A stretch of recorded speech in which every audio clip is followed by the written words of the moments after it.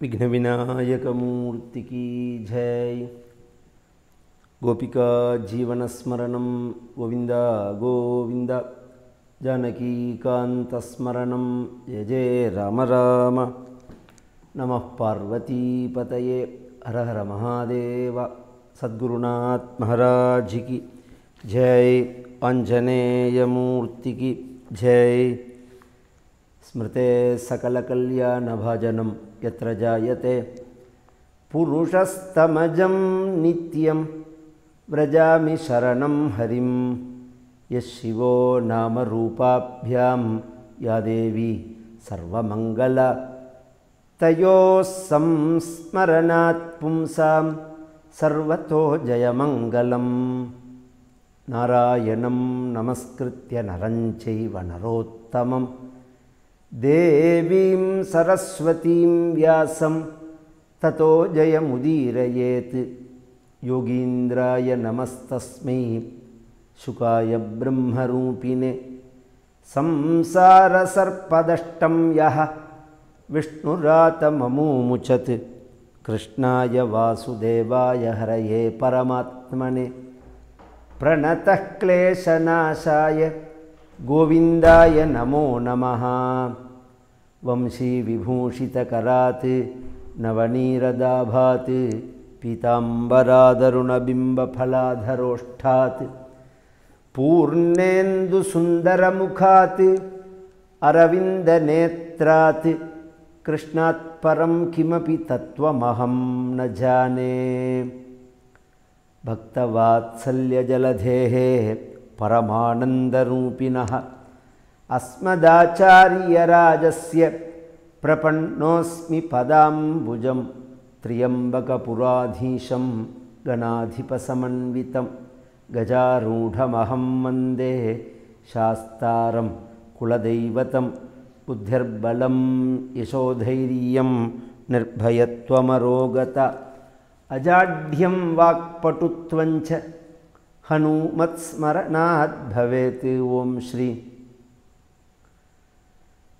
राधा रुक्मिणी सत्यभामा समेत श्री गोपालकृष्णाय परब्रह्मणे नमः। ओम सद्गुरुचरणारविन्दाभ्यां नमः। वाग्देव्यै नमः। ओम हनुमते नमः। श्रीहरये नमः।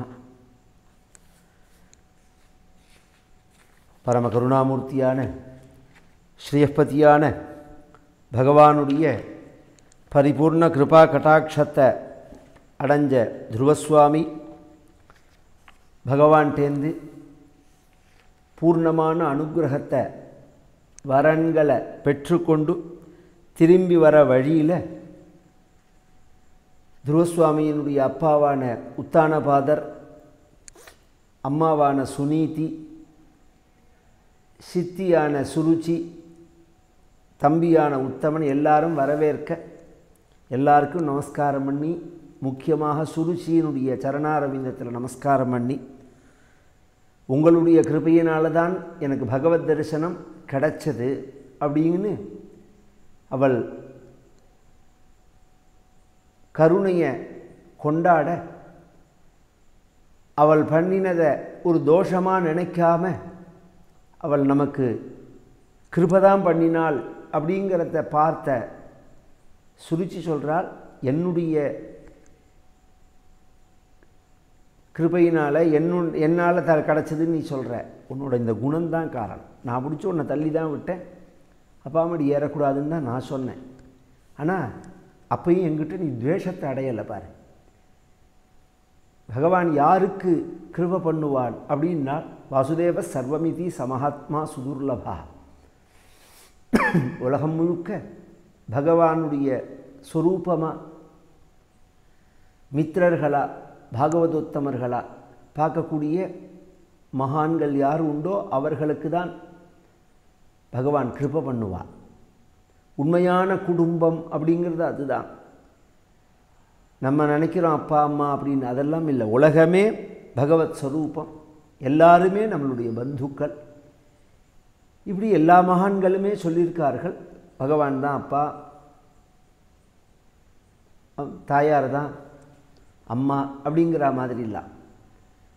நீ அந்த ஒரு மனோபாவத்தில் பார்க்கிற அந்த மைத்ரி முதலிய குணங்கள் உங்கள்கிட்ட இருக்கிறதுனால பகவான் உன்னை தேடின்னு வந்து அனுகிரகம் பண்ணினார் துருவா அப்படின்னு சொல்ல துருவசுவாமி ஐஷன் வந்து உபநயனம் பண்ணி வித்யாபியாசங்கள்லாம் பண்ணி தக்க சமயத்தில் அவருக்கு பட்டாபிஷேகம் பண்ணி அவனை பட்டாபிஷேகம் பண்ணி வச்சான். வீட்சியோட வயசம் தம் ச பிரகிருத்தீனாஞ்ச சம்மதம் அனுரக்த பிரஜம் ராஜா த்ருவம் சக்ரே புவம் பதிம் ஆத்மானஞ்ச பிரவயசம் ஆகலைய விஷாம்பதிஹி வனம் விரக்தः பிராதிஷ்டதி இம்ருஷன்னாத்மனோ கதிம். துருவசுவாமிக்கு பட்டாபிஷேகம் பண்ணி வச்சுட்டு தனக்கு வயசாகிடுத்து அப்படிங்கிறத உணர்ந்து தான் ஆத்மலாபத்தை தேடணும் அப்படிங்கிறதுக்காக வனம் விரக்த பிராதிஷ்டது எல்லாத்தையும் தொடர்ந்து வனத்தை நோக்கி போனான் அப்படின்னு. இது ஒரு சிஸ்டமான ஒரு வாழ்க்கை முறையை நம்மளுடைய சனாதன மதம் நமக்கு காண்பிக்கிறது. எல்லா பெரியோர்களும் அப்படி தான் வாழ்ந்து காண்பிச்சிருக்கார்கள். அதை பிரத்யேகமாக ராமாயணத்தை சொன்ன காளிதாசர் ரகுவம்சங்கிற காவியத்தில் அந்த ராஜாக்களுடைய வாழ்க்கை முறையை சொல்லும்போது 4 பாகமாக பிரிச்சுன்னு வாழ்வார்கள் அப்படின்னே குறிப்பிட்டு சொல்கிறார். சைஷவேபியஸ்த வித்யானாம் யௌவனே விஷயீஷினாம் வார்த்தகே முனிவர்த்தீனாம் யோகேனாந்தே தனுத்யஜாம். சின்ன வயசு அப்படின்னா நன்னா படிப்பார்கள். இந்த படிப்பில் தான் கவனம் இருக்கும். அப்படி தான் இருக்கணும் வாழ்க்கையில். படிப்புங்கிறது இந்த ஆங்கிலேய முறை படிப்பு மட்டும் படிப்பு இல்லை. அதை நன்னா தெரிஞ்சுக்கணும். பொதுவாக நாம் என்ன தெரிஞ்சுக்கிறோமோ எல்லாமே படிப்பு தான். புத்தகத்தை வச்சுன்னு படித்தாதான் படித்ததா இல்லை. அறிவு உலகியல் அறிவுங்கிறது பெரிய விஷயம் இல்லையா? உலக அனுபவங்கிறது பெரிய அறிவு இல்லையா? வாழ்வியல்ங்கிறது பெரிய விஷயம் இல்லையா? வாழ்க்கை முறைங்கிறது. அதனால் எல்லாமே அதை தெரிஞ்சுக்கிற அந்த ஆர்வத்தோடு தெரிஞ்சுக்கிற பற்றியில் அவளை பார்த்தாலே தெரியும். அது ரொம்ப உயர்ந்தது. அந்த படிப்பில் அது மாதிரி தெரிஞ்சுக்கணும், அறிவை வளர்த்துக்கணுங்கிற கண்ணால் பார்க்குற ரீதியில், புஸ்தகங்களை படிக்கிற ரீதியில், உபதேசங்களை கேட்கிற ரீதியில், தன் நண்பர்களோடு உட்கார்ந்துட்டு அதை பற்றி விவாதிக்கக்கூடிய ரீதியில் இந்த படிப்பை வளர்த்துக்கணும் அப்படின்னு நினைக்கணும். வீண் பொழுது போக்கக்கூடாது. அந்த சின்ன வயசு மெமரி பவர் நன்னா இருக்கும். அதை நன்னா நாம் யூஸ் பண்ணி அந்த புத்தியை விசாலமாக்கினுட்டோம்னா பைஹார்ட்டு நிறைய பண்ணி வச்சுனுட்டோம்னு வச்சுக்கோங்க. அப்புறம் பின்னாடி சொச்சம் முழுக்க வாழ்நாள் முழுக்க ஆச்சரியமாக இருக்கும். அதை கிருபானந்த வாரியார் சுவாமிகள் சொல்லுவார். எனக்கு 8-10 வயசுக்குள்ளே தமிழில் உள்ள எல்லாம் பைஹார்ட்டும் பெறவர். கம்பராமாயணம், வில்லி பாரதம், கந்தபுராணம், திருக்குறள், திருப்புகழ், ஔவையாருடைய பாட்டு எல்லாம் பைஹார்ட்டும் பெறவர். உண்மைதான் அது. ஏன்னா அது மாதிரி குழந்தைகளை பழக்கணும். இது சின்ன விஷயமா தான் போகிற போக்கில் அந்த காலத்துலலாம் கையை பிடிச்சின்னு போகிறதேவே அறம் செய்ய விரும்பு ஆறுவது சினம் அப்படின்னு ஆத்திச்சூடியை சொல்லி கொடுப்பாள். அகர முதல எழுத்தெல்லாம் ஆதிபகவன் முதற்றே உலகுன்னு ஆரம்பித்து குறளை சொல்லி கொடுப்பாள். சம்ஸ்கிருதத்தில் அது மாதிரி இருக்குது. அமரம்னு ஒன்று இருக்குது. அது ஒரு டிக்ஷனரி. அது கூட கொஞ்சம் நாளில் ஆரம்பிப்பேனா. அதில் என்ன விசேஷம் அப்படின்னா சம்ஸ்கிருதத்தில் உள்ள மேக்சிமம் வார்த்தைகள் எல்லாம் அதுக்குள்ளே வந்துடும், வேடு முழுக்க. அது மட்டும் இல்லை, அதில் ஒரு ஸ்பெஷாலிட்டி இருக்குது. அது எப்படி சொல்கிறார் அவர்னா, ஒரு பொருளை குறிக்கக்கூடிய எல்லா வார்த்தையும் சேர்த்து ஒரு செய்யுளாக சொல்லியிருப்பார் அவர். அமரா நிர்ஜரா தேவாக அப்படின்னா இந்த ஸ்லோகத்தை பார்ப்போம். அமராக நிர்ஜராக தேவாக அப்படின்னு இருக்குது. தேவாகன்னா நமக்கு தெரியும், அந்த பதத்துக்கு அர்த்தம் தெரியும், தேவதைகள்னு அர்த்தம். அப்புறம் முன்னாடி இருக்கக்கூடிய அமராக அப்படின்னா அதுவும் தேவதைகள் தான்.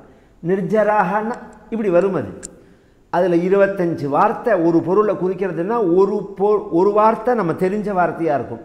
மிச்ச வார்த்தைகள்லாம் அதை தான் குறிக்கிறதுன்னு நம்ம தெரிஞ்சுக்கலாம். இது மாதிரி பைஹார்ட்டு பண்ணணும் சின்ன வயசில்.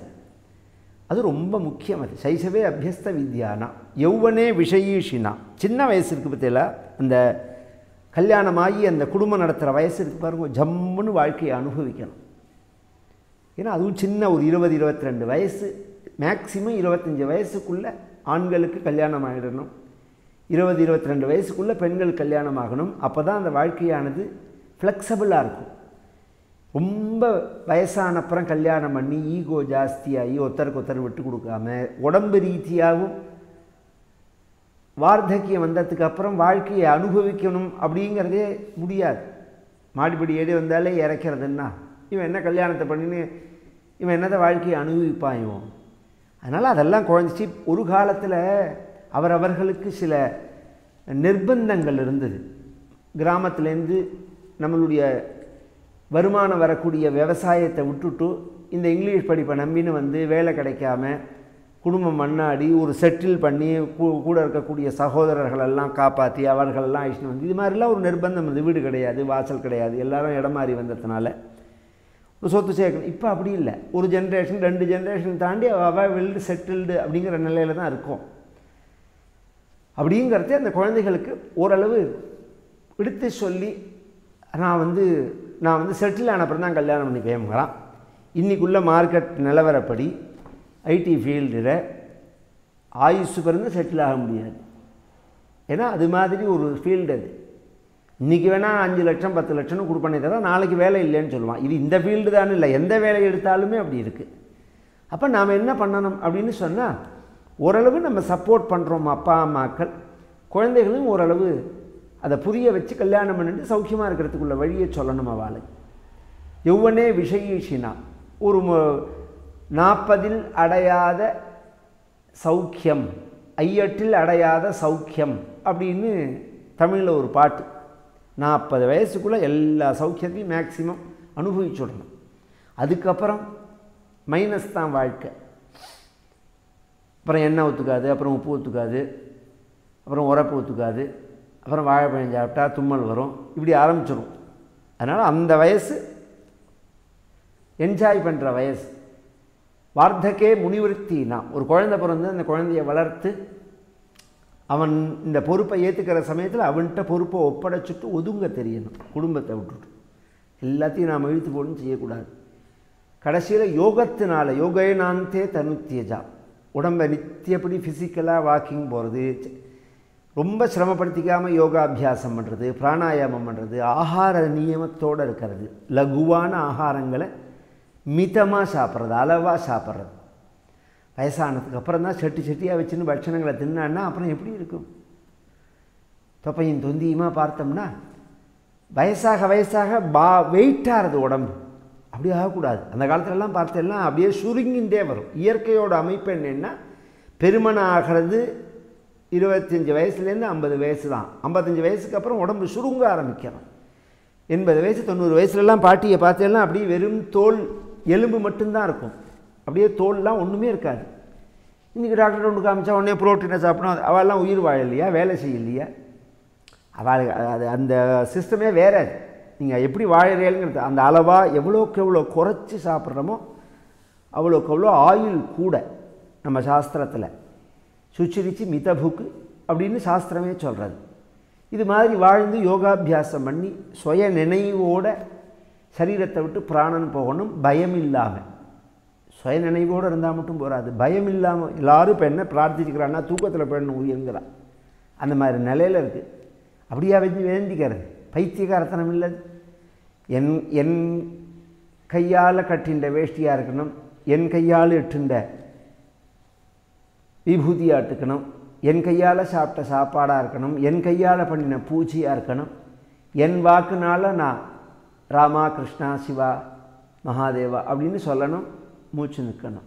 அது மாதிரி அந்த ஒரு இதை கொடுக்கணும், பகவான்னு பிரார்த்திக்கணும். இது யோகத்தினால சரீரத்தை விடுறது.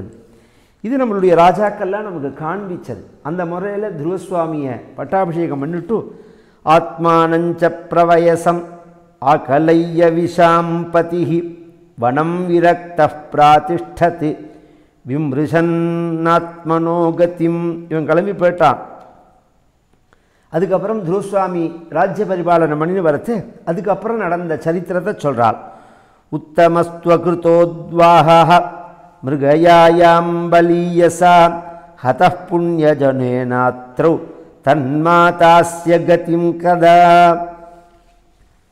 கதா இந்த உத்தமன் இருக்கானே சித்தி புள்ள, அவன் கல்யாணம் பண்ணிக்கல. துருவசுவாமிக்கு கல்யாணம் ஆகிடுது. அவனுக்கு இன்னும் கல்யாணம் ஆகாத சமயத்தில் மிருகாயாயாம் பலியச இவன் வேட்டையாடுறதுக்காக காட்டுக்கு போகிறான். போன இடத்துல ஒரு யக்ஷனோட சண்டை ஏற்பட்டு அந்த யக்ஷனால் அவன் கொல்லப்படுறான். அவனை தேடின்னு போகிறாள் அவளுடைய தாயாரான சுருச்சி. குழந்தை போனவன் வரலையே அப்படின்னு அவளும் காட்டு தீயில மாட்டிண்டு அவளும் உயிரை விட்டுட்டான். மேலே துருவசுவாமி அதை தேடின்னு போகிறார். அடுத்த கதை. இப்போ நாம் யோசனை பண்ண வேண்டிய இடம் இது. இந்த சுருச்சி என்ன திட்டம் போட்டா, என்ன பிளான் பண்ண? சின்ன வயசுலேருந்தே இந்த மூத்தாளாட சுனீதியோட ராஜாவை பேச விடாமல் பழக விடாமல் பண்ணி, அவளுக்கு குழந்தை பிறக்காமல் இருக்கிறதுக்கு என்ன உண்டோ அந்த பிளான் எல்லாம் பண்ணி, கடைசியில் குழந்தை அதையும் மீறி பிறந்துடுத்தனோடனே அவளை விலக்கி வச்சு அந்த குழந்தையும் திரஸ்காரம் பண்ணி, அந்த குழந்தை ராஜாமடி ஏற வரத்தே அதை ஏற விடாமல் பண்ணி, இத்தனையும் அவள் என்னத்துக்கு பண்ணினா? இந்த சொத்தை அடையணுங்கிறதுக்கு தான். தன் மகன் ராஜாவாக வரணும் அப்படிங்கிறதுக்காக தான் பண்ணினான். இது சாமர்த்தியம். ஆனால் சங்கல்பம் வேறு, ஈஸ்வர சங்கல்பங்கிறது வேறு. நீங்கள் என்ன திட்டமிட்டாலும் என்ன பிளான் பண்ணினாலும் என்ன பக்காவாக ஃப்ராடு பண்ணி ஜெயிச்சு வந்தாலும் பதவிக்கு வரணுமே, அது ஒன்று இருக்கணும். அதுக்கு ஒரு யோகம் வேண்டாமா சொல்லுங்கள்? நான் 10 முறை எம்எல்ஏவாக இருந்திருக்கேன், 15 முறை எம்எல்ஏவாக இருந்திருக்கேன்னு சில பேர் பேசுகிறதே கேட்குறோம். நாம் வருத்தமாக இருக்குது. நீ 15 முறை இல்லை, சாகர பிறந்ததும் எம்எல்ஏ தான், அதோடு முடிஞ்சு போச்சு. நீ சீஃப் மினிஸ்டராகவோ பிரைம் மினிஸ்டராகவோ வர முடியாது. முதல் எம்எல்ஏ இதுவே சீஃப் மினிஸ்டராக வரார் மோடி. முதல்ல எம்பி ஜெயிச்சு முதல் முறையே பிரைம் மினிஸ்டராக வரார். இது யார் பிளான்? இது திட்டம், பகவானுடைய சங்கல்பம். உதாரணத்துக்காக எடுத்துனேன், கட்சிக்காக நான் சொல்லலை. அது ஒரு உதாரணத்துக்காக. அது மாதிரி வாழ்க்கையில் நம்ம வாழ்க்கையை சாமர்த்தியத்தினால் அமைச்சுக்கலாம்னு நினைக்கிறது முட்டாள்தனம். ஏன்னா ஒருத்தருக்கு உள்ள சாமர்த்தியத்துக்கு ஒரு ஊர் பத்தாது, ஒரு தமிழ்நாடு, ஒரு ஸ்டேட்டு பத்தாது. அந்த அளவுக்கு திட்டம், அந்த அளவுக்கு பிளான். ஆனால் பலிக்க தான் மாட்டேங்கிறது. நம்ம நினச்சதெல்லாம் பலிக்க தான் மாட்டேங்கிறது. அதுக்கு ஈஸ்வரம் இல்லையா? தெய்வத்தாலாகாது எனினும் அப்படிங்கிறாரோனோ. இந்த முயற்சி தன்மை வருத்த கூலி தருங்கிறது தான் எல்லோரும் பிடிச்சிப்பா. அப்படி சொல்கிறவராக இருந்தாருன்னா முன்னாடி கொண்டு சேர்க்க மாட்டார். இதை தெய்வத்தாலாகாது எனினுங்கிறத. இந்த முயற்சி தன்மை வருத்த கூலி தருங்கிறதெல்லாம் வாஸ்தவந்தான். அங்கே முன்னாடியே அந்த நிகா சொல்கிறார் தெய்வத்தாலாகாது எனினும் அப்படின்னு. இந்த தெய்வந்தான் பலதாத்தா. கர்மண்யேவாதிகாரஸ்தே மா பலேஷு கதாச்சனா. பகவான் ஒரே வார்த்தையில் முடிச்சுட்டான். உனக்கு அதிகாரம் கர்மாவில் தான், பலத்தில் கிடையாது. நீ முயற்சி தான் செய்யலாம். உனக்கு என்ன கொடுக்கணுங்கிறத நான் தான் தீர்மானம் பண்ணணும். ஆனால் யாருடைய முயற்சிக்கும் பகவான் பலன் கொடுப்பான். அதுதான் இந்த விஷயம். யாருடைய முயற்சிக்கும் பகவான் பலன் கொடுப்பான். அந்த தெய்வத்தை ஒதுக்கிட்டு முயற்சி பண்ண முடியாது. கொஞ்சம் நம்மளுடைய முயற்சியையும் பலனையும் கம்பேர் பண்ணி பார்க்கறதே தெய்வத்தோட பங்கு தான் அதில் கூடையாக இருக்குது. ஒருத்தர் சின்ன எல்லாருக்கும் புரிகிற மாதிரி சொல்கிறேன். பூமியை உழுது விதை தெளித்து நீர் பாய்ச்சி எரு போட்டு விவசாயம் பண்ணுறோம் நாம். அது காய்ச்சி நமக்கு பலனை கொடுக்கறது. இதில் இந்த முயற்சி நாம் பண்ணலைன்னா உட்காந்து சாப்பிட முடியுமா அப்படின்னு கேட்குறோம். வாஸ்தவம்தான், அதில் ஒன்றும் மாற்றுக்கிறதே கிடையாது. இப்போ நான் கேட்குற கேள்வி, நீ பண்ணின காரியங்கிறது பூமியை உழுதது, விதை எடுத்து போட்டது, எருவை போட்டது. இந்த 3 காரியம் அறுவடை பண்ணின்னு வந்தது. இதில் பூமியை நீ படைக்கலை, விதையை நீ படைக்கலை. விதை நான் தான் சார் செடியிலேருந்து. செடி காய்ச்சதே நீ எடுத்துட்ட, காய்க்காமல் படுத்துன. நீ காய்க்காத செடியெல்லாம் வந்திருக்கு. விவசாயம் தெரிஞ்சவாளுக்கு தெரியும். இந்த பருத்தி கிருத்திலாம் இருக்கு பற்றியில மான்சூன் அந்த கம்பெனிகள்லாம் என்ன பண்ணியிருக்காங்கன்னா, நம்ம தேசத்தில் விதைக்கு சீடுக்கு நம்ம இன்னொருத்தர கையேந்தக்கூடாதுன்னு வியாசர் சொல்கிறார். அது மாதிரி நம்மளுடைய சிஸ்டம். அடுத்த வருஷம் விவசாயத்துக்கு இந்த வருஷமே விதைகளை கட்டி வச்சுருவாள். விரக்கோட்டைன்னு பேர் அதுக்கு. அதை கட்டி வச்சுருவார்கள் பக்குவப்படுத்தி. அப்புறம்தான் மிச்சத்தை எடுத்து விதைப்பார்கள். அதை பேசிக்காக நாம் உணவு பஞ்சம் வராமல் இருக்கணுங்கிறதுக்காக தான் கோவிலில் கும்பாபிஷேகம் பண்ணுறோம். பற்றியில் அந்த கலசங்களில் அது இருக்கும். அது பெரிய கலசங்களாக வச்சு அது முழுக்க அந்த தானியங்களை வச்சிருப்பாள். எதற்காக அப்படின்னா 12 வருஷம் அந்த தானியங்கள் உயிர் இருக்கும். அதுக்கு 12 வருஷம் ஆச்சுன்னா உயிர் போயிடும், அதுக்குள்ள சத்து போயிடும், சத்து குறைஞ்சுட்டே வரும். அதனால தான் 12 வருஷத்துக்கு ஒரு தடவை கும்பாபிஷேகம் பண்ணணுங்கிறது. 12 வருஷத்துக்கு ஒரு தடவை கும்பாபிஷேகம் பண்ணணுங்கிறது அதுக்கு தான். அந்த கலசங்களை மாற்றி அதில் உள்ள தானியங்களை மாற்றணும். என்ன பஞ்சம் வந்தாலும் அது அப்படியே இருக்கும், அதை எடுத்து விவசாயம் பண்ண எடுத்துக்கலாம் அப்படின்னு. இந்த விதை ரொம்ப முக்கியம்.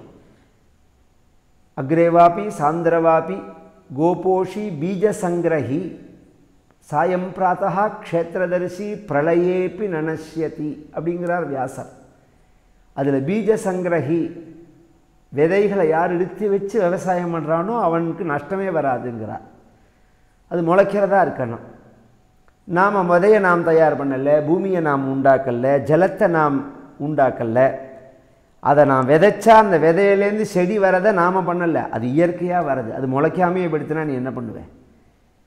முளைச்சி வந்த செடி காய்க்கிறதும் நம்ம சாமர்த்தியத்தில் இல்லை, அது காய்க்காமல் படுத்தினா நீ என்ன பண்ணுவேன்? இல்லை காய்ச்சும் இருக்குது, அதை அறுவடை பண்ணுறதுக்கு 2 நாள் முன்னாடி ஒரு புயல் வந்தது அல்லது ஒரு பூச்சி வந்தது, புகையான்னு வரும். இந்த நெல் விவசாயம்லாம் பண்ணும்போது அறுவடைக்கு ஒரு வாரம் முன்னாடி எல்லாத்தையும் நாசம் பண்ணிட்டு போயிடும். அது மாதிரி உங்கள் கைக்கு வராமல் படுத்தினா யார் பண்ண முடியும்? அதனால் இதில் தெய்வத்தோட பங்கு தான் கூட, நம்ம பங்கு ரொம்ப குறைச்சல். ஆனால் நாம் சும்மா இருக்கக்கூடாதுங்கிறதுக்காக சொல்கிற வார்த்தை அது. சாமர்த்தியத்தினால வாழ்க்கை இல்லை, இப்படி தன்னுடைய சாமர்த்தியத்தினால இத்தனையும் பண்ணலாம்னு நினச்ச சுருச்சி அவளுடைய மகன் 2 பேருமே அல்பாயுசில் போயிட்டா. அதுக்காக இந்த விஷயத்தை சொல்கிறேன். அதனால தான் தமிழ்நாட்டில் ஒரு பழமொழி உண்டு. இந்த ஒருத்தரை வணங்கினா நல்லா இரு அப்படின்னு சொல்கிறது ஒரு பழக்கம்னாலும் எண்ணம் போல வாழ்வேம்பார்கள். உன் எண்ணம் எப்படி இருக்கோ அப்படி தான் வாழ்க்கை. இது வள்ளுவர் சொன்னது தான். வெள்ளத்தனைய மலர் நீட்டம் மாந்தரதம் உள்ளத்தனையது உயர்வு அப்படின்னு. உன் எண்ணம் எப்படி இருக்கோ அப்படி தான் வாழ்க்கை. இவர்கள் 2 பேரும் இப்படி ஆன ஒன்று தாங்களில் துருவசுவாமிக்கு தன்னுடைய தம்பியை கொன்ன யக்ஷர்களை தேடின்னு போகிறார். துருவோ பிராத்ருவதம் ஸ்ருத்வா கோபாமருஷசுச்சார்பிதா தைத்யம் ஸ்யந்தனமாஸ்தாய கதா புண்ணியஜனாலயம். அந்த யக்ஷர்களுடைய நகரமான அலகாபுரிக்கு போரானவன். அது கைலாசத்துக்கு சாமீப்பியமாக இருக்காது. கத்வோதீச்சீம் திசம் ராஜா ருத்ரானுசரசேவிதாம் ததர்ஷ ஹிமவத்ரோண்யாம் புரீம் குஹ்யக சங்குலாம். பகவானுடைய ஒரு பாதுகாப்பில் இருக்கக்கூடியவன் குபேரன். அவனுக்கு ஏற்கனவே அவனோட சரித்திரத்தில் அந்த பிரச்சனை எல்லாம் உண்டு. அவனுடைய ஒரிஜினல் ஊருங்கிறது ஸ்ரீலங்கா தான். இந்த ஸ்ரீலங்கா தான் அவனுடைய ஊர். அதை பிடிங்கின்னு தான் அவனை விரட்டி அடித்தது ராவணன். அதனால் அவன் பரமேஸ்வரனை தேடின்னு போயிட்டான். அவன் அங்கே போய்ட்டு பரமேஸ்வரன் பக்கத்தில் இருக்கான், இன்னொருத்தர் தொந்தரவு பண்ணக்கூடாது அப்படிங்கிறதுக்காக அங்கே போய் யக்ஷர்களோட சண்டை போட அவர்கள் பெரிய ஆயுதங்கள் எடுத்துட்டு வர யக்ஷர்களுக்கும் துருவசுவாமிக்கும் அபாரமாக சண்டை நடக்கிறது. சண்டைன்னா நாட்கலக்கணம் நடக்கிறது. யக்ஷர்களுடைய ராஜா குபேரன் அவன் வரல எடுத்த உடனே மற்றவர்கள் தான் சண்டை போட்டுருக்கார்கள். துருவசுவாமி சண்டை போடுறார். இப்படி சண்டை போட்டுட்டே இருக்கிறதே ஒரு சமயம் யக்ஷர்கள்லாம் சூழ்ந்து விட்டார்கள் துருவசுவாமியை. அப்போ சப்தரிஷிகள் அந்த சண்டையை பார்க்குறவர்கள் சொன்னார்கள், உத்தான பாதே பகவாஸ்தவ சார்ங்கதன்வா தேவஹாக்ஷிணோத்பவனா திஹரோ விபக்ஷான் என்னாமதேயமபிதாய நிஷம்ய சாந்தா லோகோஞ்சசா தரதி துஸ்தரமங்கமுர்த்யும்.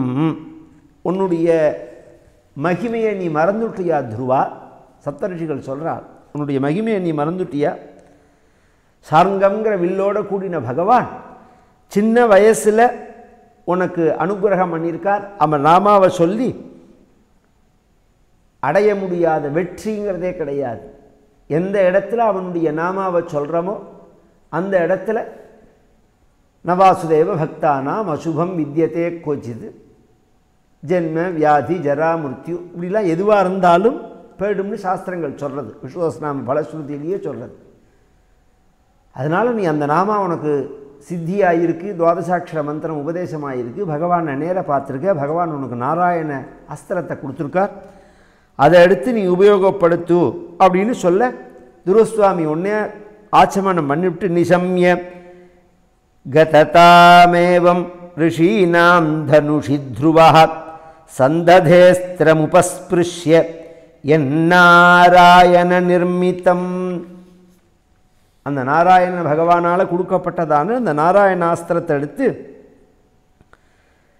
அதை எடுத்துட்டா அந்த அஸ்திரத்தை பிரயோகப்படுத்தினா சர்வநாசம் ஏற்படும். பொதுவாக 3 அஸ்திரங்கள், பிரம்மாஸ்திரம், நாராயணாஸ்திரம், பாசுபதம் அப்படிங்கிற இந்த 3க்கு பதில் கிடையாது. இதெல்லாம் அபூர்வமாக இன்னும் அதெல்லாம் டெக்னாலஜி வைஸ் அதெல்லாம் இன்னுமே தான் வரும். அது இப்போ நம்ம அணுகுண்டு போடுறோமோன்னு அது மாதிரி மட்டும் இல்லை. அது இப்போ லேசர் மாதிரி இதெல்லாம். இப்போ அணுகுண்டு போட்டால் மொத்தமாக நாசம் ஏற்படும்.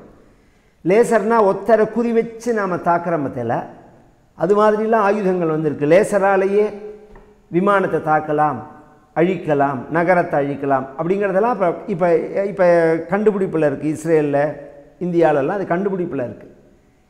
இது டெக்னாலஜி இன்னொரு 10 வருஷம் கழித்து வரதே அணுகுண்டெல்லாம் அதுக்கு பிசி பிசின்னு போயிடும். அதை விட பெரிய ஆயுதங்கள்லாம் வரும் கண்டுபிடிப்பில். ஏன்னா அணுகுண்டில் பக்க விளைவுகள் கூட. இதில் தனிப்பட்ட மனுஷனை மட்டும் தாக்கலாம், நகரத்தை தாக்கலாம், எப்படி வேணாலும் பண்ணலாம். அது மாதிரி நம்ம சாஸ்திரங்களில் அஸ்திரங்கள்லாம் இருக்குது. வாயவியாஸ்திரம்னு ஒன்று போட்டால் அது புயலை கிளப்பி விட்டுவிடும். அதுக்கு என்ன பண்ண முடியும் அப்படின்னா பர்வதாஸ்திரம்னு ஒன்று இருக்குது. அந்த அஸ்திரத்தை போட்டால் அது மலை மாதிரி அந்த காற்றை எப்படி மலை தடுத்துடுமோ அது மாதிரி தடுத்துடும். ஆக்னேயாஸ்திரம்னு ஒரு அஸ்திரம் இருக்குது. அந்த அஸ்திரத்தை போட்டால் நெருப்பு பற்றினு எரியும் அந்த இடம். அதுக்கு என்ன பண்ணணும் அப்படின்னா வாருணாஸ்திரம்னு ஒரு அஸ்திரம் இருக்குது. அதை போட்டோம்னா மழை பெஞ்சு அந்த இடத்துல அந்த நெருப்பை அணைச்சிடும். இப்படி ஒரு அஸ்திரத்தை எடுக்கிறதே. இப்போ நாகாஸ்திரம்னு ஒன்று இருக்குது, விஷத்தை கக்கக்கூடியது. அதுக்கு காருடாஸ்திரம்னு ஒன்று இருக்குது, கருடன் சம்பந்தப்பட்டது. அதை போட்டோம்னா அதை அழிச்சிடும். இப்படிலாம் சாஸ்திரங்களில் ஒன்றுக்கு ஒன்று பிரத்தியாக இருக்குது. ஒன்றை போட்டால் ஒன்றால் அதை ஜெயிக்க முடியும் அப்படின்னு.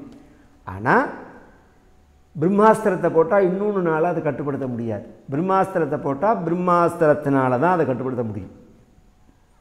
நாராயணாஸ்திரத்தை போட்டால் நாராயணாஸ்திரத்தினால தான் அது கட்டுப்படுத்த முடியும். பாசுபதாஸ்திரத்தை போட்டோம்னா பாசுபதாஸ்திரத்தினால தான் அதை கட்டுப்படுத்த முடியும். இது 3ம் பிரத்யேகமாக உள்ளது. அந்த நாராயணாஸ்திரத்தை கையில் எடுத்துட யக்ஷர்கள் பக்கம் சர்வநாசம் ஏற்பட்டுடும். அப்படிங்கிற சமயத்தில் சுவாயம்புவ மனு வந்தார். துருவசுவாமியினுடைய தாத்தா, துருவசுவாமியினுடைய அப்பாவுக்கு உத்தானபாதன்னு பேர், அவருடைய அப்பாவுக்கு சுவாயம்புவ மனுன்னு பேர்.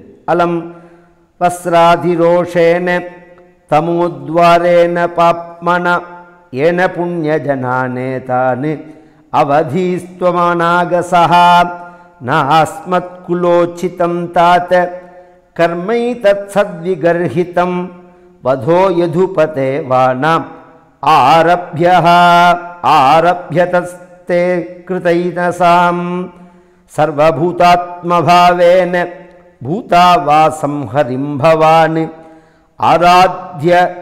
ஆராத்யாபதுராராத்யம் விஷ்ணோஸ்தத்பரமம் பதம் சத்வம் ஹரேரனுத்யாயத் தத்தத் பும்சாமபி சம்மதः கதம் த்வத்வத்யதம் கிருத்னம் அனுசிக்ஷத் சதாம் விரதம். நீ இப்படி பண்ணுறது நியாயமா? ஏன் அப்படின்னா சின்ன கோபத்தை விடு முதல்ல. அலம் வஸ்திராதிரோஷேன்னு இந்த கோபம் இருக்கு, அதுதான் அவனை பாபத்தை செய்ய வைக்கிறது, அதுதான் அவனை நரகத்துக்கு கொண்டு தள்ளுறது. உன்னோட தம்பியை கொண்டவன் ஒரு யக்ஷன், அது தனிப்பட்ட விரோதம். அந்த யக்ஷனுக்கும் உத்தமனுக்கும் ஏற்பட்ட தனிப்பட்ட விரோதம். அதுக்காக நீ யக்ஷர்கள் எத்தனை பேரை கொண்டு போட்டிருக்க.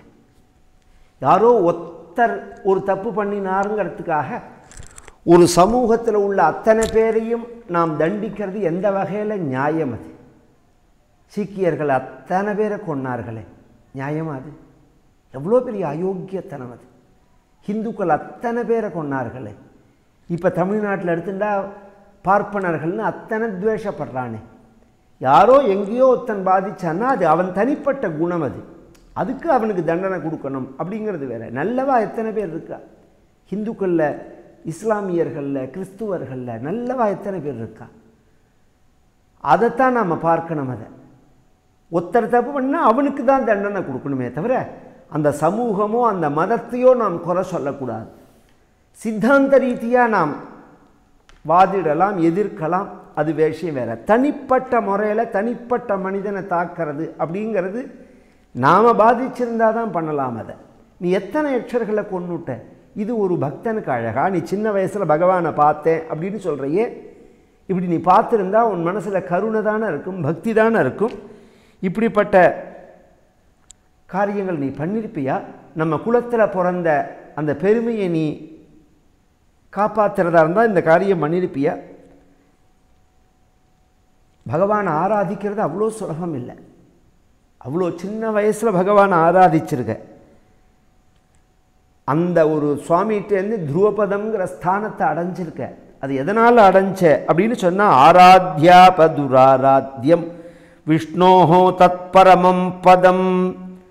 நீ எந்த எண்ணத்தில் பகவானை தியானம் பண்ணி ஆராதிச்ச, சர்வபூதாத்மபாவேன பூதாவாசம் ஹரிம் பவான்.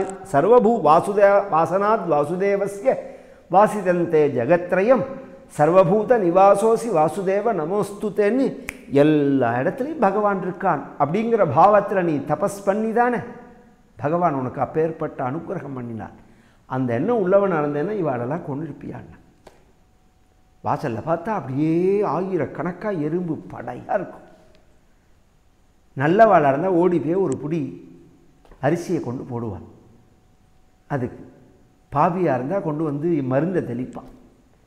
நான் என்ன சொல்கிறேன், நீ ரெண்டுமே பண்ண வேண்டாம். ஒரு விளக்கமாக தடுத்து பெருக்கி விட்டால் அதெல்லாம் அண்ணண்ட போயிட போகிறது. கொள்ளலாமா? எத்தனை ஜீவராசி இது மாதிரி ஏதாவது மருந்துங்க வந்து தெளிச்சுட்டா பார்த்தெல்லாம் அப்படியே எல்லாம் செத்து கிடக்கும் அரிசியாக. எவ்வளோ பெரிய அயோக்கியத்தனம் அது, எவ்வளோ பெரிய பாபம் அது. அது மாதிரிலாம் பண்ணவே கூடாது. எத்தனை உயிரை நிமிஷமாக கொண்டுட்டு போயிடுறோம் நாம். யார் உனக்கு அந்த உரிமையை கொடுத்தா? 100 உயிரை கொள்ளக்கூடிய உரிமை உனக்கு யார்? உன்னை எதாவது பண்ணினதா? நீ விளக்கு, உங்கள்கிட்டேருந்து அந்த விளக்கு ஒன்றை நீ பாதுகாத்துக்கோ, அது நியாயம். அது இப்படி கொள்றதெல்லாம் நியாயமே கிடையாது, முறையும் கிடையாது. அப்படியே கொத்து கொத்தாக கொள்வான் பாவிகள். இது திங்கிறதுக்கு கொண்டு தொலைச்சா கூட சரிங்களாம். இது மாதிரி வேஸ்ட்டாக கொள்வது அதெல்லாம் ரொம்ப நியாயமே கிடையாது. இந்த மருந்து கொள்கிற மருந்தெல்லாம் நம்ம தேசத்தில் கிடையவே கிடையாது. நம்ம தேசத்தில் இந்த கொள்கிற மருந்துங்கிறதே கிடையாது. இந்த பாபிகள் வந்து தான் நமக்கு இதெல்லாம் அறிமுகப்படுத்தினது. இது சர்வ தர்மத்துக்கும் ஆதாரமான தேசம் இது. அதனால் அந்த வாழ்வியல் முறையே அவ்வளோ அழகாக இருக்கும். நீங்கள் சாணியை போட்டு மூழ்கிவிட்டால் அது வரவே வராது. சர்வ கிருமிகளும் கிட்டக்கையே வராது. இன்னும் சொல்ல போனால் இந்த எறும்பு, அணில், குருவி இதுக்கெல்லாம் ஆகாரம் போடணுங்கிற அந்த நியமத்துக்கு தான் பூத பலின்னு அரிசி மாவுனால் கோலம் போடுறது. அது வந்து சாப்பிட எத்தனை எறும்பு தூக்கின்னு போகும் அது அப்படிங்கிறதுக்கா. இதெல்லாம் நம்ம தேசம்.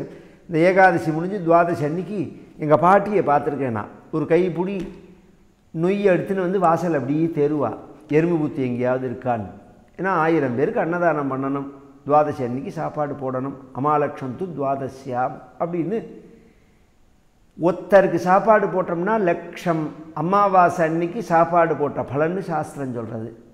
துவாதசி அன்னைக்கு ஒருத்தருக்கு நாம் சாப்பாடு போட்டோம்னா அப்படிங்கிறது. அது மாதிரி நமக்கு கிடைக்கலன்னா இது மாதிரி ஒரு ஜீவராசிகளுக்கு போட்டோம்னா எல்லாம் சாப்பிடும். எல்லா இடத்துலையும் பகவான் தானே இருக்கான். வாசுதேவ சர்வம் ஹிதியாகம் வைஸ்வானுரோ பூத்வா பிராணினாம் தேகமாஸ்திதான்னு பகவான் சொல்லும்போது, நான் தான் எல்லாருடைய வயத்தில் இருந்துட்டும் நான் சாப்பிட்றேன்னு பகவான் சொல்கிறானோ அப்படிங்கிறதே நாம் அதை நம்ம மனசில் வாங்கிட்டோம்னா இந்த தப்பு பண்ணுவோமா நம்ம? அதனால் எல்லாம் பகவத் ஸ்வரூபம் அப்படிங்கிறதே நாம் அந்த கொலைகள்லாம் பண்ணவே கூடாது. நீ இப்படி பண்ணலாமா? சத்வம் ஹரேஹே அனுத்யாதா தத் பும்சாமபி சம்மதா. உன்னை பகவான் பகவத் பக்தனா ஏற்றுருக்கான். பாகவதாளுடைய வரிசையில் உன்னை எல்லாருமே கொண்டாடுறாள். அது மட்டும் இல்லை, உன்னை வழிகாட்டியாக வேறு எடுத்துன்னு இருக்காள். துருவசுவாமி மாதிரி பகவான் ஆராதிக்கணும், துருவசுவாமி மாதிரி பகவானை சாட்சாத்காரம் பண்ணணும், துருவசுவாமி மாதிரி பகவானை ஸ்தோத்திரம் பண்ணணும் அப்படின்னு எல்லாரும் உன்னை வழிகாட்டியாக எடுத்துட்டு இருக்கிறது. நீ எப்படி இந்த தப்பை பண்ணலாம்? இது நியாயமா நீ பண்ணினது அப்படின்னு கேட்குறா. இப்படி சொல்லிவிட்டு இன்னும் சொல்கிறாள், தமேன மங்காத்மனி முக்த விக்கிரகே யபாஸ்ரிதம் நிர்குணமேகரமக்ஷரம் ஆத்மானமன்விச்ச விமுக்தமாத்மதிருக்கு யஸ்மின்னிதம் பேத பேத மசத் பிரதீயத்தே. ஞானத்தையும் உபதேசம் பண்ணுறார். பகவான் எல்லா இடத்துலையும் கருணையோடு குடியிருப்பவன். அதனால் நீ உன்னுடைய கோபத்தை விட்டுடு, உனக்கு மங்களம் உண்டாகும். இந்த நான் உபதேசித்ததெல்லாம் நீ மனசில் ஏற்றுக்கோ அப்படின்னு சுவயம்பூமனு சொல்ல துருவசுவாமி அந்த கோபத்தை விட்டுடுறார். ஏன்னா நீ கோபத்துக்கு அடிபட்டேன்னா ஏனோ பசிருஷ்டாத் புருஷாத் லோகா உத்விஜதே பிருஷம் ந புதஹா தத்வசம் கச்சேத் அதிச்சன்ன பயாத்மனா. யார் கோபவசமாறானோ அவனை கண்டு எல்லாருமே பயப்படுவாள், வெறுப்பாள், ஒதுங்குவாள். ரொம்ப கோபிஷ்டனவன் கத்துவான் சார், கத்துவான் அப்படின்பா. அவர்கிட்ட பேச முடியாது, வல்லு வல்லுன்னு விழுவார் அப்படின்பா. ரொம்ப கோபமாக இருந்தால் எல்லாருக்குமே எரிச்சலாக போயிடும். காரண காரியத்துக்காக கோச்சுண்டா விஷயம் வேறு, எதுக்கு எடுத்தாலும் கோச்சுண்டா எரிச்சலாக இருக்கும். அப்போ கண்டு அவனை கண்டு எல்லாருமே விலக ஆரம்பிச்சிருவாள். உண்மையாக ஒருத்தன் பக்தனாக இருந்தான் அப்படின்னா, புத்திசாலியாக இருந்தான்னா, அறிவாளியாக இருந்தால் என்ன நினைப்பான் அப்படின்னா, நம்மால் மற்ற மனிதர்களுக்கோ உயிரினங்களுக்கோ ஜீவராசிகளுக்கோ பயம் ஏற்படக்கூடாது, நம்மக்கிட்டேருந்து பயம் இருக்கக்கூடாது. ஒரு ஆச்சரியமான விஷயம் அதுதான் சந்நியாசம்ங்கிறது. அபயம் மத்த ஸ்வாஹா அப்படின்னு சந்நியாச மந்திரம் முடியறது.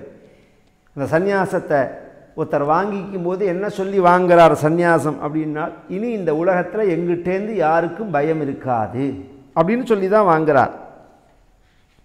அது மாதிரி இருக்கிறது மொட்டை அடிச்சுன்னு காவி போட்டுண்டு வேஷம் போட்டுன்றதுனால சந்நியாசம் ஆகிடாது. நவேஷேன எதிர்பூயாத்து நத்து வேதாந்த கீர்த்தனாத்து மனசோ நிர்விகல்பத்துவே அப்படிங்கிறான் பகவானும் சொல்லும்போது.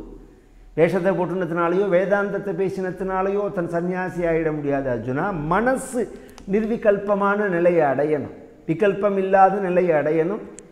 உலகத்தில் எந்த ஸ்வரூபத்தை பார்த்தாலும் பகவான் இருந்ததுன்னா பேதமர பார்க்க தெரிஞ்சால் அப்புறம் அங்கே பயம்ங்கிறது இருக்காது. தம் பிரசாதய வத்ஸ்மாசு சந்தியா சன்னத்யா பிரஸ்ரயோக்திபிஹி நயாவன் மகதாம் தேஜா குலம் நோபி பவிஷ்யதி. அதனால் நீ குபேரனை சமாதானப்படுத்து, நம் குலமே கோபத்தினால நாசமாகக்கூடாது அப்படின்னு சொல்ல, குபேரர் சுவாமியும் அந்த சமயத்தில் வர அந்த நாராயண அஸ்திரத்தை எடுத்து கீழே வச்சுட்டார் துருவசுவாமி. அதை எல்லார் மேலேயும் பிரயோகம் பண்ணுறதா வச்சுருந்தார். அதை எடுத்து கீழே வச்சுட்டார். வச்சுட்டு கையை கூப்பின்னு துருவசுவாமியை பார்த்து ஸ்தோத்திரம் பண்ணுறார்.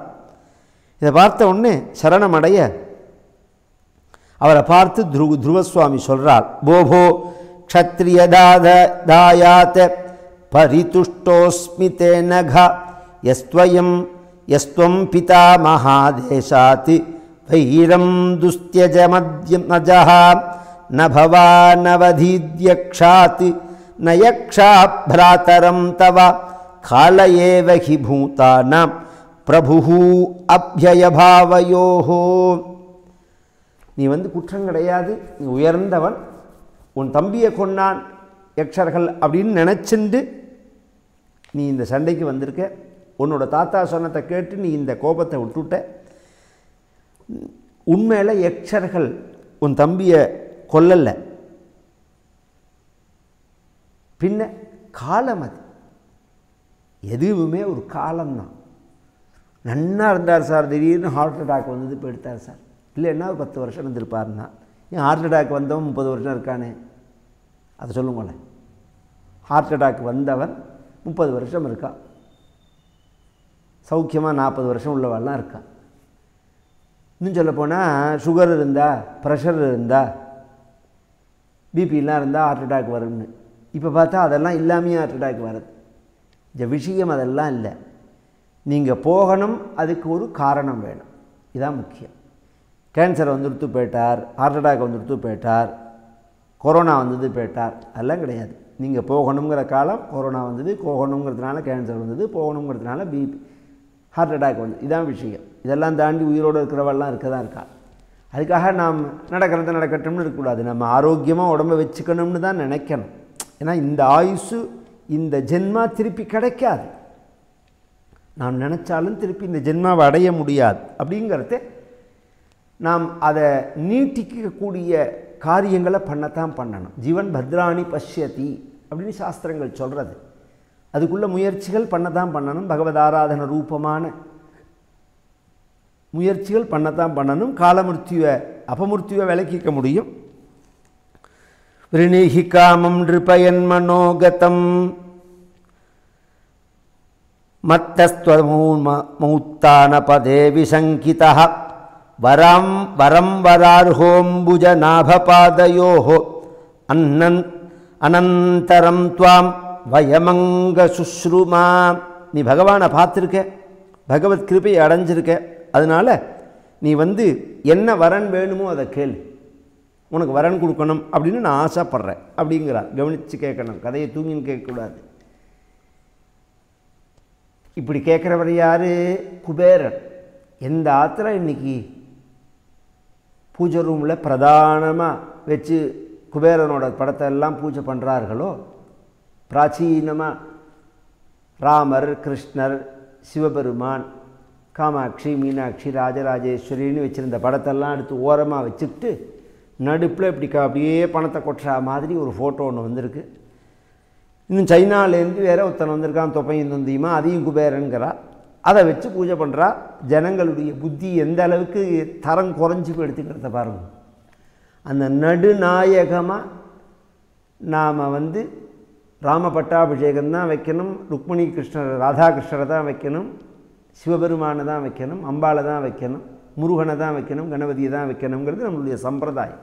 நம்மளுடைய குலதெய்வம் அது மாதிரி தான் வச்சு பூஜை பண்ணணும். ஒரு காரியத்துக்காக அதை தூக்கி போட்டுவிட்டு இப்படி வச்சுப்பியா? இல்லை குபேரனை எங்கேயாவது படமாக மாட்டி பூஜை பண்ணணும்னு சாஸ்திரம் சொல்லியிருக்கா? எங்கேயாவது இந்திரனுக்கு படம் இருக்கா, அக்னிக்கு படம் இருக்கா, குபேரனுக்கு படம் இருக்கா, வருணனுக்கு படம் இருக்கா, யமனுக்கு படம் இருக்கா? அதெல்லாம் வச்சு எங்கேயா பூஜை பண்ணுறோமா? நம்ம மந்திரவத்தான் அதெல்லாம் பூஜை பண்ணுறோம் அப்படிங்கிறது வேறு. இது மாதிரி நாம் ரூபமாக பூஜை பண்ணுறது அப்படிங்கிறது சைவம் வைணவத்துக்குள்ளே வரக்கூடிய தெய்வங்கள் தானே. இவர்கள்லாம் வேதோக்தமான மந்திரமயமான தெய்வங்கள். இவர்கள்லாம் வழிபாட்டுக்குரியவர்கள் தான். ஏற்கனவே ஒரு நாள் கூட சொன்னேன், ராஜாதிராஜாய பிரசகே சாகினேன்னு இந்த கற்பூர மந்திரம் சொல்கிறோமே, அது எதுக்குங்கிறதுக்கு நான் பதில் சொல்லலேன்னு கூட 2-3 பேர் கமெண்ட்ஸில் கேட்டிருந்தா. அது குபேர மந்திரம் தான்.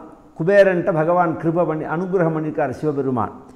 என்னை பூஜை பண்ணி முடித்தா போகாது, உன்னையும் பூஜை பண்ணினாதான் என்ன பூஜை பண்ணின பலனை அடையலாம் அப்படின்னு சொல்ல, நம்ம பெரியவாள்லாம் என்ன பண்ணினார்கள் அப்படின்னா, சிவபூஜை பண்ணின கையோடு உடனே குபேரனை வச்சுன்னு பூஜை பண்ணுறதா?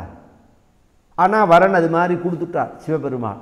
என்ன பண்ணலாம் அப்படிங்கிறத அந்த குபேரனை பூஜிக்கிற மாதிரி உள்ள அந்த மந்திரத்தை எடுத்து கற்பூரத்தை காமிச்சுட்டார். குபேராய வைஸ்ரவனாயா மகாராஜாய நமஹ மந்திரம் சொன்ன மந்திராதீனந்து தெய்வதம். அந்த மந்திரத்தை சொன்னால் குபேரனை பூஜை பண்ணினா மாதிரி ஆச்சு, கற்பூரம் பண்ணியா மாதிரி ஆச்சு, பூஜையை முடித்தா மாதிரி ஆச்சு அப்படின்னு. அதுக்காக அது சொல்லப்படுறதே தவிர அது கற்பூரம் காமிக்கிற மந்திரம் இல்லை, குபேர மந்திரம் தான். சிவ பூஜை பண்ணினா அந்த பூஜையினுடைய முடிவில் சில முறைகள் உண்டு. அந்த நிர்மால்யத்தையோ அந்த தீர்த்தத்தையோ அந்த பிரசாதத்தையோ நாம் நேரடியாக எடுக்கக்கூடாது, சிவசொத்துங்கிறதுனால. அதை அதனால தான் அந்த பூஜையினுடைய மணியில் பார்த்தேன்னா ரிஷபம் இருக்கும். அது சிவ பூஜைக்காக தான் அது ஏற்பட்டது. அப்புறம் பின்னாடி எல்லாருமே எல்லா மணிக்கும் வச்சுக்க ஆரம்பிச்சுட்டாங்க. அங்கே என்ன பண்ணுவான்னா, அந்த சிவபெருமான் பூஜை முடிஞ்ச உடனே, கற்பூரஹாரத்தையும் முடிஞ்ச உடனே அந்த நந்திகேஸ்வரரை வச்சு சிவபெருமானுக்கு அபிஷேகம் பண்ண அந்த நிர்மால்ய ஜலத்தை எடுத்து நந்திகேஸ்வரருக்கு அபிஷேகம் பண்ணி, சிவபெருமானுக்கு ஓட்ட அந்த வில்வத்தை ஒன்று எடுத்து புஷ்பத்தை ஒன்று எடுத்து நந்திகேஸ்வரர் தலையில் வச்சுட்டு, சிவபெருமானுக்கு நைவேத்தியம் பண்ண பிராச்சீன சம்பிரதாயம் சம்ஸ்காரம் தெரிஞ்ச ஆற்றுல நைவேத்தியத்தை பண்ணின உடனே எடுத்துன்னு போகிறதே ஒரு கிண்ணத்தில் திருப்பி சாதம் வச்சுட்டு போவார். நம்ம ஆற்றுல எல்லாம் அந்த பழக்கம் உண்டு. எதுக்காகனா அந்த நந்திகேஸ்வரருக்கு நைவேத்தியம் பண்ணணுங்கிறதுக்காக. அந்த நந்திகேஸ்வரர் நைவேத்தியம் பண்ணிட்டு அதுக்கப்புறம்தான் அந்த புஷ்பத்தையோ வில்வத்தையோ எடுத்துக்கிறது, அந்த அபிஷேகம் பண்ண தீர்த்தத்தை எடுத்துக்கிறது அப்படிங்கிறது சம்பிரதாயம். அது மாதிரி சிவபூஜை அங்கே ஒரு ஸ்லோகம் வேற உண்டு. பாண ராவண சண்டேஷ நந்தி பிருங்கி ஹிருட்டாதய மகாதேவ பிரசாதோயம் சர்வே கிருஹந்து சாம்பவா அப்படின்னு. அது மாதிரி சம்ஸ்காரத்தினுடைய அடிப்படையில் குபேரனை பூஜை பண்ணணுங்கிறதுக்கு தான் ராஜாதிராஜாயை சொல்கிறதே தவிர தனியாக பூஜை பண்ணுவாளா? இன்றைக்கி எல்லாரும் பூஜை பண்ணுறோம். குபேரன் கூரையை புத்துன்னு கொட்ட போகிறார் அப்படின்னு. அது இருக்கட்டும், அவ நம்பிக்கை. அப்படி உள்ள குபேரனை எய்த்தாப்பில் நிற்கிறான். யாருக்கு? துருவசுவாமிக்கு எய்த்தாப்பில் நிற்கிறார். நின்னது மட்டும் இல்லை, உனக்கு என்ன வரம்? வரம் வரார் ஹோம் புஜனாபாதையோ ஹோ, உனக்கு என்ன வரன் வேணுமோ அதை கேளு அப்படின்னு வேற சொல்கிறார். அப்படின்னா அப்படியே உங்கள் சொத்தை எழுதி கொடுத்துருமோன்னு கேட்க மாட்டானோ ஒன்றுத்தராக இருந்தா. இவர் என்ன பண்ணினார் துருவசுவாமி அப்படின்னா, ச ராஜராஜேன வராய சோதித்தோ த்ருவோ மகாபாகவதோ மகாமதி ஹரௌ சவௌரே அச்சலிதாம் ஸ்மிருதிம் யயா தரத்யயன்னேன துரத்யயம் தமஹா. ச ராஜராஜேன வேத பதத்தை போடுறார். ராஜாதிராஜாய பிரஜஹ்ய சாகினே அப்படின்னு வேதம் சொல்கிறதோனோ அந்த பதத்தை அப்படியே போடுறார். ச ராஜராஜேன வராய சோதிதா, நீ என்ன வர வேண்டுமோ அதை கேளு அப்படின்னு குபேரன் சொன்னாலும் துருவசுவாமி என்ன கேட்டால்? மகாமதினாள், மகாபுத்திசாலின்னாள். ஏன் அப்படின்னா என்ன வரனை கேட்கலாம்? சங்கநிதி பதுமநிதி இது ரெண்டும் துருவசுவாமி இந்த குபேரன் பக்கத்தில் நிற்கிறது. அது ரெண்டையும் கேட்கலாமான்னாள். அதுவும் அழியக்கூடியது தானே. செல்வம்ங்கிறதே தமிழில் செல்வோங்கிறது தான் செல்வம்ங்கிறது. நிற்காமல் ஒரு 50 ரூபா நோட்டு ஒரு 100 ரூபா நோட்டு கார்த்தால் பர்ஸ்லேருந்து கிளம்பினதுன்னா எத்தனை கை மாறுறது அந்த நோட்டு ஒரு இடத்துல நிற்கிறதா. அதனால தான் சஞ்சலான்னே பேர் மகாலட்சுமிக்கு. நிற்கவே மாட்டாள் ஒரு இடத்துல, அலைஞ்சுட்டே இருப்பேன். அது மாதிரி உள்ளவள் ஸ்திரமாக ஒத்தட்ட நின்னாள் அப்படிங்கிறதே கிடையாது. அதனால தான் நாராயண பட்டத்திரி சொல்கிறார் ஆரம்பிக்கிறதவே நாராயணியத்தில், இது மாதிரி ஸ்திரமாக நகராமல் ஒரு இடத்துல நிற்கணும்னா அவளுக்கு பிடிச்சது பகவானுடைய ஹிருதயம்தான். அந்த பகவானை பிடிச்சி நாம் வச்சுனுட்டோம்னா அவளும் வந்து உட்கார்ந்துருவாள் அப்படிங்கிறாள் நாராயண பட்டத்திரி. அப்பேற்பட்ட செல்வத்தை உடைய அந்த குபேரனை பார்த்து துருவசுவாமி புத்திசாலின்னு சொன்னாரேனால் அது அழியக்கூடியது. அதனால் அதை கேட்கல. பின்ன என்ன கேட்டார்? அழியாததான வரம். ஹரவுச்ச சவௌரே அச்சலிதாம் ஸ்மிருதிம் யயா, பகவத் சரணத்தில் நாராயணனுடைய திருவடியில் சரணம் சரணம் பிரபத்தியேன்னு அச்சஞ்சலமான நிஷ்கபடமான பக்தி வேணும். பில்வமங்கலம்னு ஒரு மகான் அவர் சொல்கிறார். அவர் சொல்லும்போது சொன்னார், நாங்கள் கோவிலுக்கும் போவோம். நாங்கள் போகாத கோவிலே கிடையாது. சிவன் கோவிலுக்கும் போவோம், மாரியம்மன் கோவிலுக்கும் போவோம், காளியம்மன் கோவிலுக்கும் போவோம், சூழியம்மன் கோவிலுக்கும் போவோம், வீரன் கோவிலுக்கும் போவோம், எல்லார் கோவிலுக்கும் போவோம். இந்த கோவிலுக்கு தான் போவோம், இந்த கோவிலுக்கு போக மாட்டோம் அப்படிங்கிறது கிடையாது.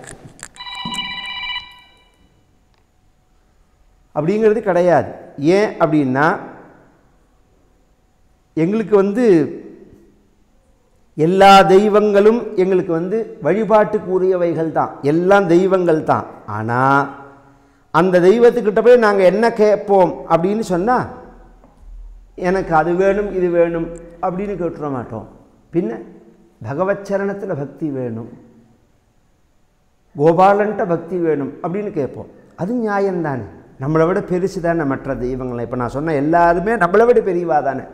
அவள்கிட்ட போய் நம்ம என்ன கேட்கலாம்னா, எனக்கு பிடிச்ச பகவான்கிட்ட எனக்கு பக்தியை கொடு அப்படின்னு கேட்கலாங்க. அது தப்பே கிடையாது. அவள் கிருபையினால நமக்கு அந்த பக்தி வரலாமே.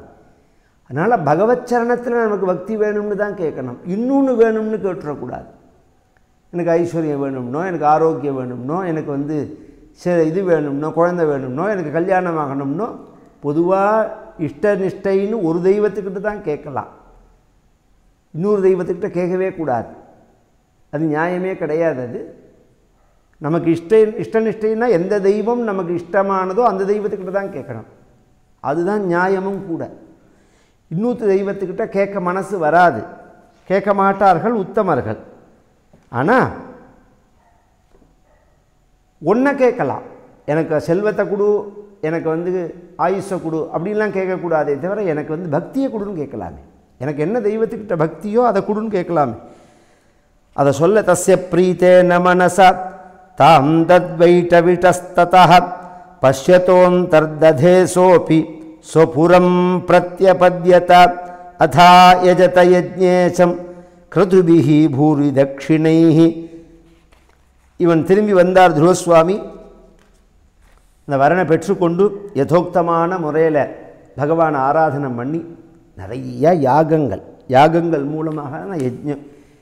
சாஸ்திரங்களில் நாம் பண்ணக்கூடிய கர்மா இருக்குது பாருங்க, செயல், பகவானை வழிபடக்கூடிய செயல்களில் எது முதலானது அப்படின்னால் யஜ்ஞோஹி ஸ்ரேஷ்டதமம் கர்மா அப்படிங்கிறது வேதம். அந்த யாகம்தான் உயர்ந்தது அப்படிங்கிறது. அந்த யாகங்களை நிறையா செய்ய 2 மனைவி குழந்தைகள் 36,000 வருஷம் வாழ்ந்தார். ஒரு நாளைக்கு படுக்கையில் படுத்துன்னு இருக்கார். இந்த பக்கம் ஒரு மனைவி, அந்த பக்கம் ஒரு மனைவி. ஆத்மஸ்வபஸ்திய சுஹுதோ பலமிருத்த கோஷம் அந்தப்புரம் பரிவிஹார புவஸ்யரம்யாக பூமண்டலம் ஜலதி மேகலமாகலைய காலோபசிருஷ்டமிதி சப்ரயோ விஷாலாம். இந்த பக்கமும் யுவதியான மனைவி, இந்த பக்கமும் யுவதியான மனைவி. 36,000 வருஷம்னு பேரே தவிர உடம்புல உள்ள யௌவனம் குறையல்ல. யோஜனை பண்ணுறார், இந்த அரண்மனை, இந்த செல்வம், இந்த மனைவி, இந்த குழந்தை, இந்த பதவி, இதெல்லாம் சாஸ்வதமா அப்படின்னு யோசனை பண்ணினார். இந்த பிரபஞ்சமே உண்மை போல காட்சி அளிக்கக்கூடியதான ஒரு பொய், இது தோற்றம். இது மன்யமானமிதம் விஸ்வம் மாயாரச்சிதமாத்மனி அவித்யாரச்சிதஸ்வப்ன கந்தர்வநகரோபமம். இது கனவுல பார்க்கக்கூடியதான ஒரு நகரம் போல. ஒரு பெரிய மாட மாளிகை, கூட கோபுரம், அரண்மனை, செல்வம், செழிப்பு எல்லாத்தையும் தன் கனவுல பார்க்கிறான். இவன் ராஜாவாக இருக்கா மாதிரி பார்க்குறான், அறுசுவை சாப்பிட்றா மாதிரி பார்க்குறான், மனைவிகள்லாம் இவன் பின்னாடி நிற்கிற மாதிரி பார்க்குறான், ஆபரணங்கள்லாம் போட்டுருக்கா மாதிரி பார்க்குறான். முழிச்சுன்ற உடனே இவன் பசி இல்லாமல் இருப்பானா?